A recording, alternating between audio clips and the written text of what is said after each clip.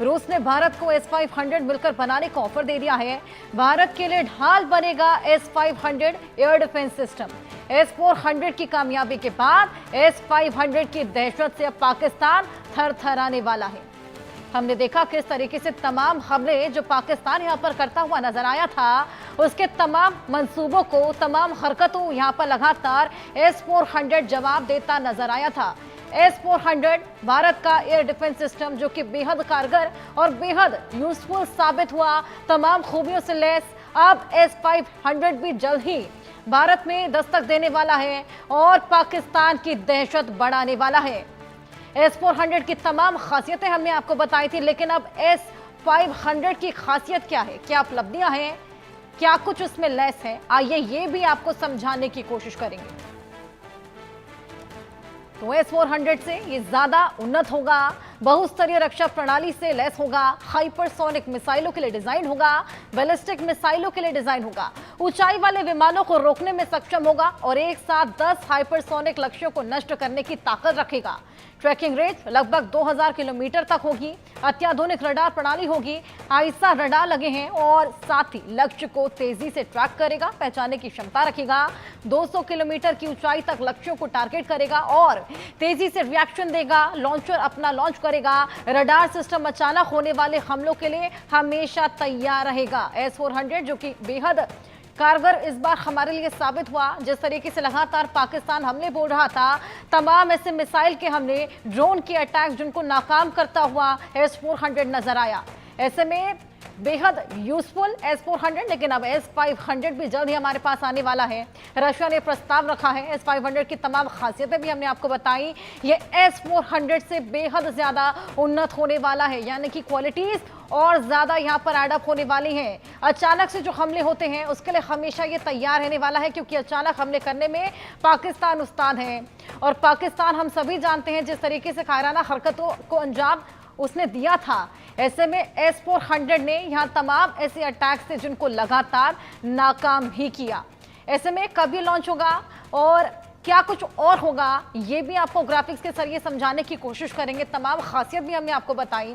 ये देखिए S-500 की खासियतें आपकी टीवी स्क्रीन पर भी हैं। S-400 से अधिक उन्नति होने वाला है, बहुस्तरीय रक्षा प्रणाली होगी और ट्रैकिंग रेंज वगैरह भी हमने आपको बताई। इंटरसेप्शन ऊंचाई 30 किलोमीटर से लेकर 200 किलोमीटर तक रहने वाली है। ये तमाम खूबियों से ये लैस होने वाला है। बैलिस्टिक मिसाइलों के लिए डिजाइन है और S-400 से कहीं ज्यादा क्वालिटीज इसमें एडअप होने वाली हैं। ऊंचाई वाले विमानों को भी रोकने में ये सक्षम रहेगा, क्योंकि इस बार हमने देखा जिस तरीके से लगातार मिसाइल के हमले थे, जिस तरीके से लगातार ड्रोन्स के अटैक देखने को मिले थे, उन सभी को नाकाम करता हुआ ये साबित हुआ था। ऐसे में अब पाकिस्तान में खलबली मचने वाली है, क्योंकि S-400 के बाद भी हमने देखा पाकिस्तान किस तरीके से थरथरा गया था, यहां तक कि पाकिस्तान को बैकआउट करना पड़ा। अब लक्ष्य को तेजी से ट्रैक और पहचानने की क्षमता रखने वाला S-500 हमारे पास जल्द ही आने वाला है, हमारी वेपनरी में ऐड होने वाला है, हमारे लिए शील्ड का काम करने वाला है। ये तमाम खासियतें आपकी टीवी स्क्रीन पर भी। तो वहीं तमाम खूबियां, तमाम खासियतें S-400 से कहीं ज्यादा क्वालिटीज S-500 में रहने वाली हैं। रशिया के साथ मिलकर S-500 बनाने का काम भारत अब शुरू करने वाला है और बेहद जल्द ये हमें शील्ड करने वाला है। हाइपरसोनिक मिसाइलें होंगी जिसके लिए इसको खास तौर पर डिजाइन किया गया है और बैलिस्टिक मिसाइलों के लिए भी इसको डिजाइन किया गया। ये देखिए किस तरीके से S-400 और S-500 में कंपैरिजन आप देख सकते हैं। कौन सा लॉन्चिंग का साल था, क्या ट्रैकिंग रेंज थी और किस तरीके से लक्ष्य ये साधता है, क्या कुछ इसकी ऊंचाई है और किस तरीके से ये जवाब देता है। 2007 में आपने देखा कि S-400 लॉन्च हुआ था और ये तमाम खूबियां, ये कंपैरिजन आप देखिए आपकी टीवी स्क्रीन पर, खासियतें आप देखिए और अगर आप यहां पर कंपैरिजन देखेंगे तो आपको खुद पता लग जाएगा कि S-500 S-400 से कितना ज्यादा उन्नत होने वाला है और कितनी ज्यादा खूबियां इसमें एडअप होने वाली हैं।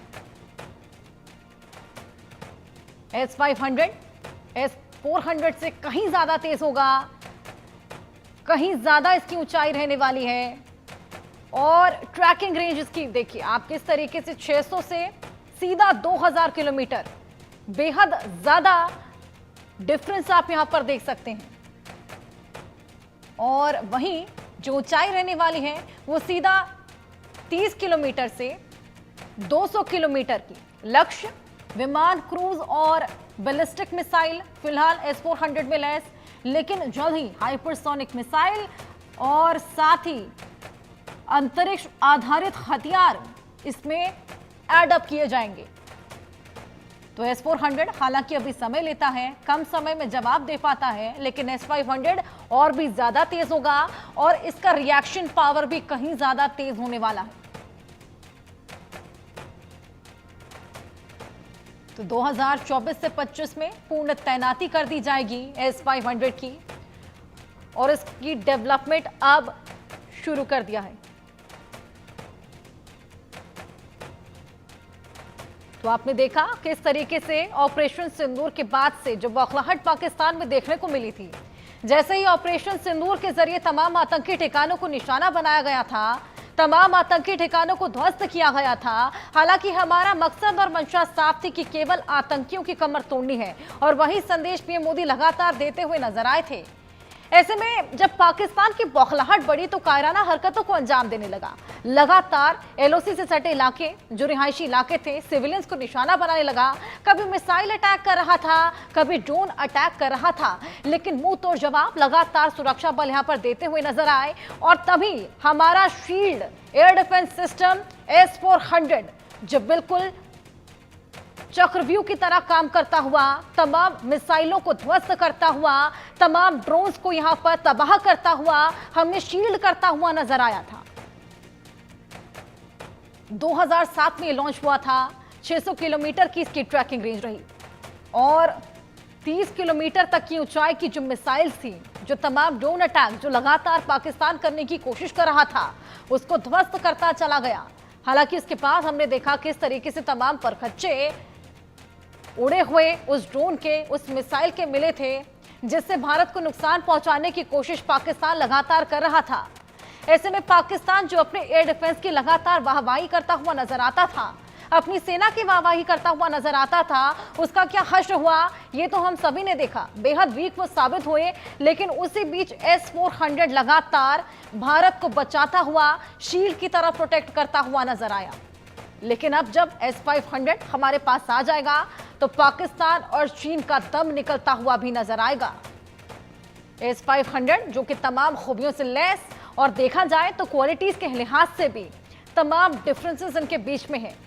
कई ऐसी खूबियां जो S-400 में फिलहाल नहीं है। हालांकि बेहद बड़ा शील्ड हमारे लिए साबित हुआ, लेकिन S-500 उससे कहीं ज्यादा उन्नत होने वाला है। हमारे साथ हमारे मेहमान डॉक्टर VN झा लगातार बने हुए हैं। आइए उनसे भी जानते हैं। सर, S-400 ने हमें बेहद ज्यादा शील्ड किया, बेहद ज्यादा प्रोटेक्ट किया, लेकिन अब हमारे पास S-500 भी आने वाला है। क्या कुछ मेजर डिफरेंसेस इसमें होंगे? नमस्कार हर्षा, आपके सारे दर्शकों को मेरा सुबह का गुड मॉर्निंग, सुप्रभात।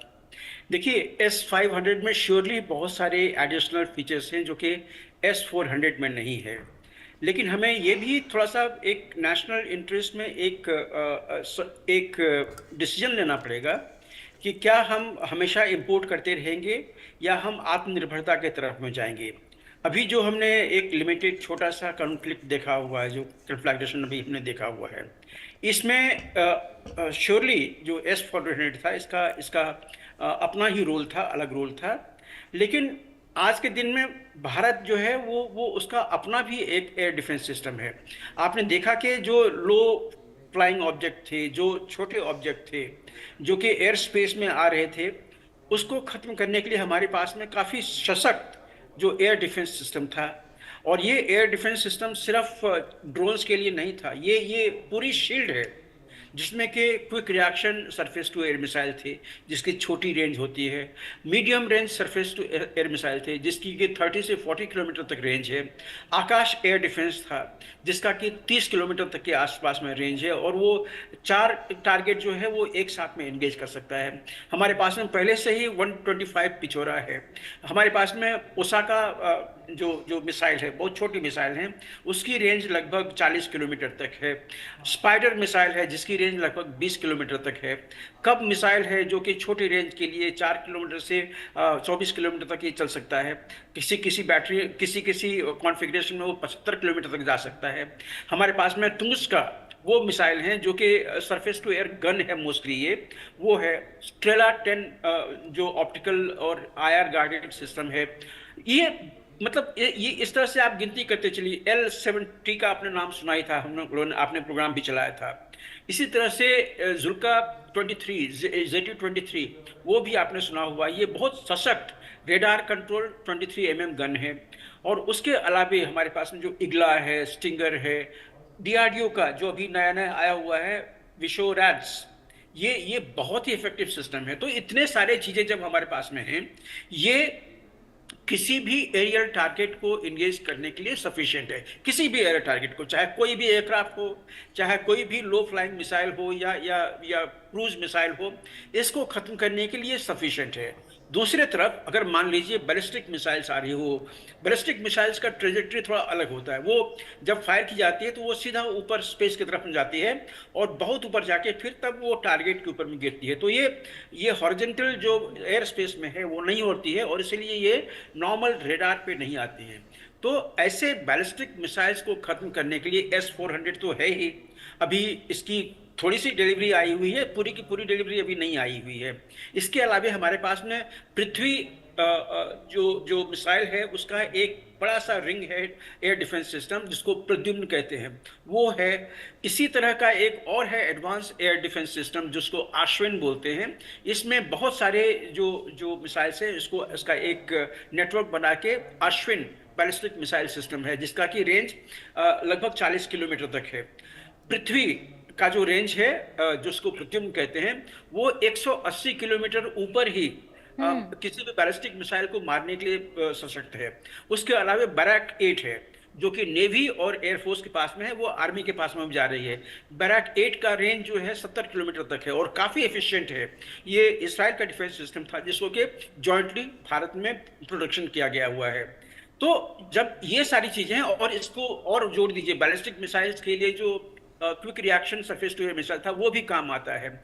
और आईएनएस ध्रुव हमारा एक ऐसा शिप है जो कि किसी भी हमारे तरफ में आते हुए बैलिस्टिक मिसाइल्स को डिटेक्ट कर लेता है। बिल्कुल सर, तमाम खूबियां आप यहाँ पर बता रहे हैं। केवल 5 सेकंड का समय दीजिएगा, हम लोग कंटिन्यू करेंगे। बड़ी खबर के सह प्रायोजक हैं असली मसाले सच सच MDH। तो रूस ने यहाँ पर प्रस्ताव दिया है S-500 का, क्या कुछ खूबियां हैं वो लगातार डॉक्टर वीएन झा हमें बता रहे हैं। सर आप अपनी बात पूरी कीजिए। जी, तो जो मैं बता रहा था कि जब हमारे पास में इतने सारे एयर डिफेंस सिस्टम हैं, एयरक्राफ्ट के लिए, ड्रोन्स के लिए, लो फ्लाइंग रॉकेट्स के लिए, लो फ्लाइंग मिसाइल्स के लिए, क्रूज मिसाइल्स के लिए और बैलिस्टिक मिसाइल्स के लिए, तो आज के दिन में जरूरत है कि इन सबों को इंटीग्रेट इस तरह से किया जाए कि किसी भी तरह का जो पेनिट्रेशन है हमारे एयर स्पेस में, चाहे वो वर्टिकली हो, चाहे हॉरिजॉन्टली हो, चाहे वो एयर एसेट्स हो, क्रूज मिसाइल्स हो या बैलिस्टिक मिसाइल्स हो, इन सबों को अगर जुडिशियसली एक लॉजिकली अगर इंटीग्रेट किया जाए तो बहुत सशक्त एयर डिफेंस सिस्टम हमारे पास में आ जाएगा। तब फिर सरकार सोचेगी कि क्या हम हमेशा इंपोर्ट करते रहेंगे या सेल्फ रिलायंस करेंगे, क्योंकि इसमें से कुछ जो हैं वो हमारे अपने ही देश में बने हुए हैं। जैसे जितने भी पृथ्वी एयर डिफेंस सिस्टम है, एडवांस एयर डिफेंस सिस्टम है, बैरक 8 है, QR-SAM है, तो ये हमारे अपने देश के हैं। इसी तरह से लो फ्लाइंग ऑब्जेक्ट के लिए जो डीआरडीओ ने डिजाइन डेवलप किए हुए हैं, चाहे वो मिसाइल डिफेंस सिस्टम हो, चाहे एयरक्राफ्ट डिफेंस सिस्टम हो, जैसे आकाश का हमने नाम लिया था। आकाश बहुत सशक्त एयर डिफेंस सिस्टम है और इसमें ECCM है। मतलब अगर कोई दुश्मन का जहाज इस मिसाइल को अगर जैम करना चाहे नहीं कर सकता है। तो ये सारी चीजें हैं। तो मुझे लगता है कि आज के दिन में भारत को एक मैंडेट देना चाहिए अपने डीआरडीओ को, अपने साइंटिस्ट को, कि जितने हमारे एसेट्स हैं उसको इंटीग्रेट इस तरह से कीजिए कि कई multi layer air defence system जो है हमारे यहाँ ही हो जाए।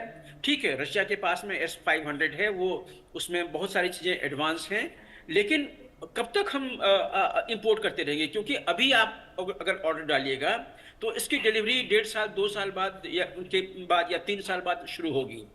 तब तक इसका जो अपग्रेड है ऑलरेडी आ जाएगा। बिल्कुल बिल्कुल। जैसे S-400 था, S-400 उस दिन में सबसे सशक्त डिफेंस सिस्टम था।